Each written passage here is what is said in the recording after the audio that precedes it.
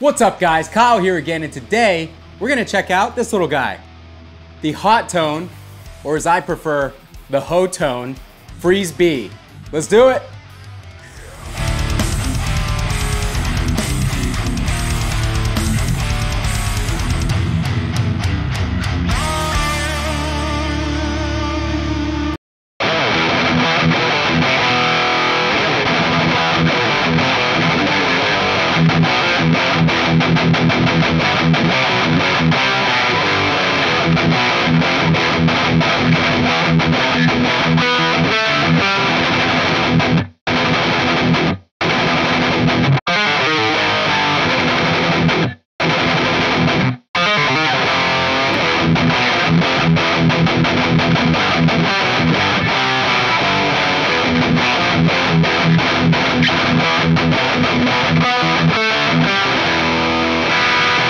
Alright, hope you guys are doing great out there, and today we're checking out the HOTONE Freeze B. This little mini amplifier, I have to make sure I get it right this time because I screwed it up last time when I reviewed the HOTONE Vulcan 5.0, which was like a little mini PV5150. This amp does not have a preamp tube in it, and it is 5 watts. So last time I said it was 1 preamp tube and 20 watts. No, not right at all. This amp is 5 watts and it is all solid state. But honestly, at first listen, I actually think that this one sounds a little bit better than the Vulcan 5.0 one did. This one sounds a little bit more natural. It still kind of has that blanket over the speaker feels that the Vulcan had, but overall it sounds more like a bigger amp to me. And honestly, it doesn't sound bad. It sounds fairly decent. So that intro clip, as always, I'm gonna actually turn it off because it's kind of noisy when you have it turned up. That intro clip, per usual, featured the Deadweald Duality DX in front of it, so it was being boosted by a Tube Screamer style circuit. I am using my Epiphone Les Paul Standard. This is a made in China model. I swapped the bridge pickup out for a Vineham Rampage, which is kind of like a bare knuckle nail bomb derivative. Now this amp essentially is a mini Friedman Brown Eye, hence the Freeze B. That's where the name came from. It's supposed to be modeled in the vein of a Friedman Brown Eye.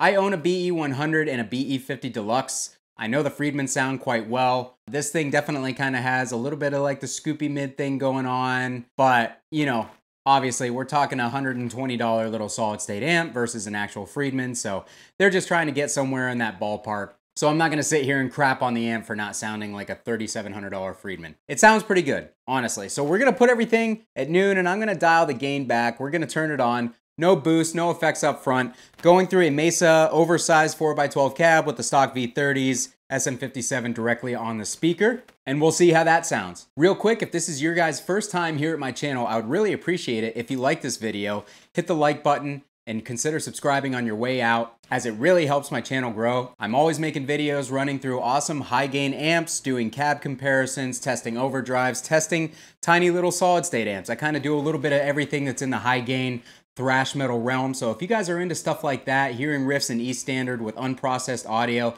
I'd appreciate it if you subscribe, and I'd love to have you around for the next video. All right, now that I'm done talking, let's hear how the amp sounds.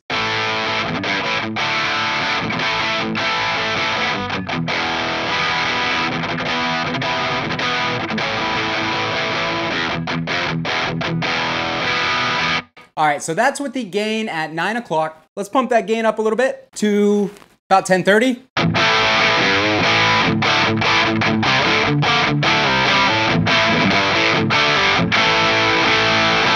That's not bad for like classic rock type tones, honestly. That sounds pretty good.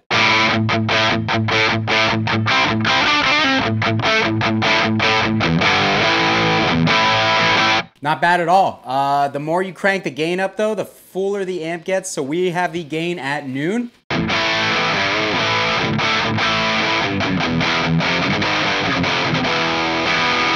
We're basically in high gain territory already, so.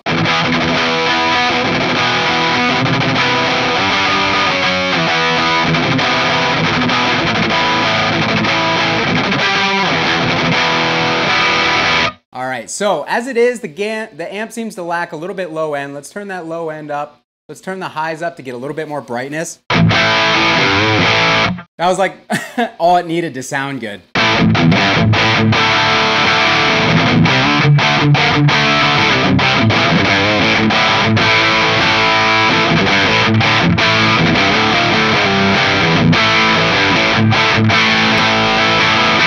All right, not bad at all. We can probably start kind of getting into some like thrash style riffs.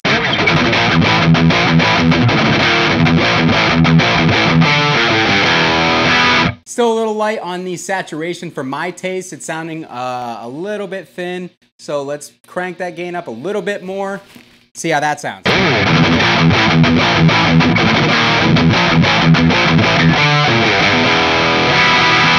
All right, so now we're kind of getting to a point where when you turn the gain up, it kind of makes the amp sound a little bit unpleasant. It almost seems like it's like breaking up a little bit. Okay, let's turn it up. We are at 3 o'clock now.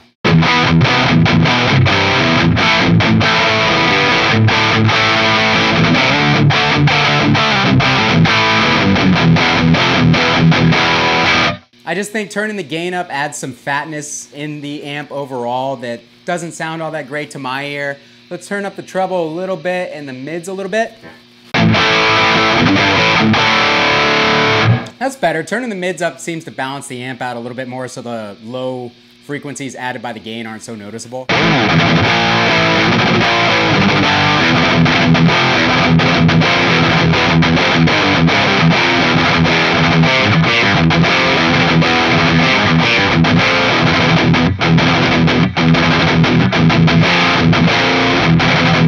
So overall, not bad. I liked it better when everything was kind of dialed down a little bit, especially the gain. We'll take the gain back down. When the gain's not pushed too high, the amp sounds a lot more natural and it lets a lot more of those high frequencies come through, so it actually sounds pretty good.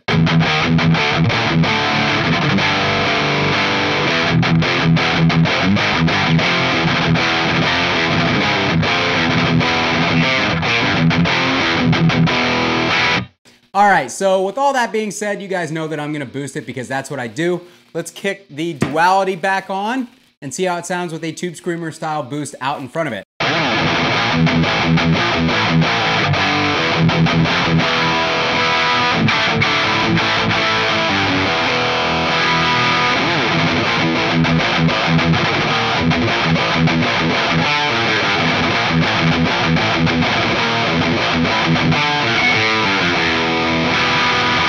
Not bad. It seems to accentuate a mid frequency that's not hitting my ear very well. So let's see how a regular Tube Screamer does.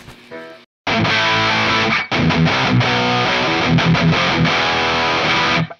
don't mind that either. That actually sounds pretty good. So one last time, we'll try the Duality.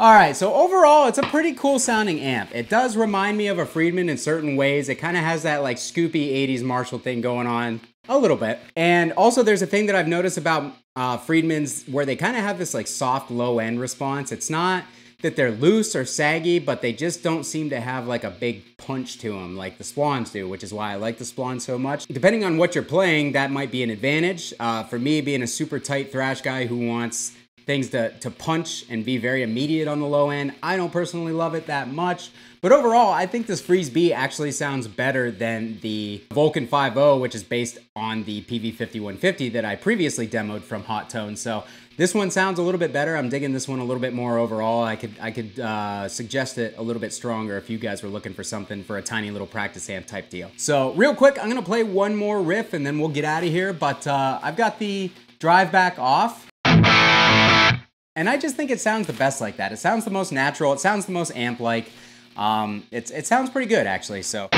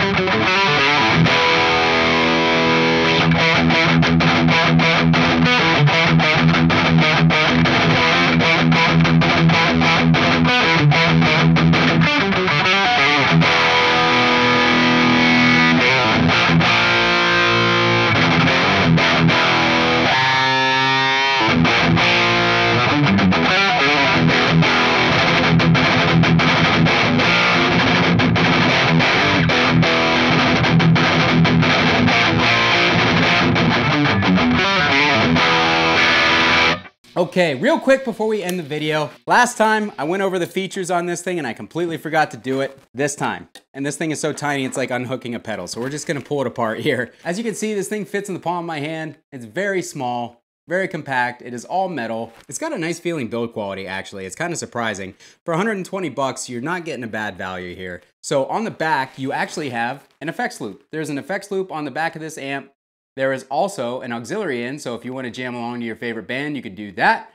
And there's a line out, so if you want to record your signal out, you can do that as well. So overall, the features on this thing, not bad for a little 120 watt amp. It sounds pretty decent. I think if you were to go through, again, I said this last time, this thing is not built for big 4x12 cabs. 4x12 cabs are gonna be darker. They have much more internal volume than a smaller cab. This thing is meant to be paired with like a tiny little 6-inch speaker that HOTONE sells for these heads. And I'm assuming that that would probably fix some of the frequency issues that I'm experiencing when putting it through a massive 4x12, because these heads are kind of tuned to that cab a little bit. So, you know, take that with a grain of salt. I'm not actually playing it through the intended cab that is meant for these amps, and that may have a big difference in the tone overall, but I don't think it sounds bad. I think you could probably do better for the $120 to $140 price range, to be honest. I heard that the Joyo amps that are in that price range, the little Bantamps or whatever they're called, are actually pretty decent. So I'm gonna try and get my hands on one of those and maybe shoot it out with one of these guys. I've got 2 more of these left to do.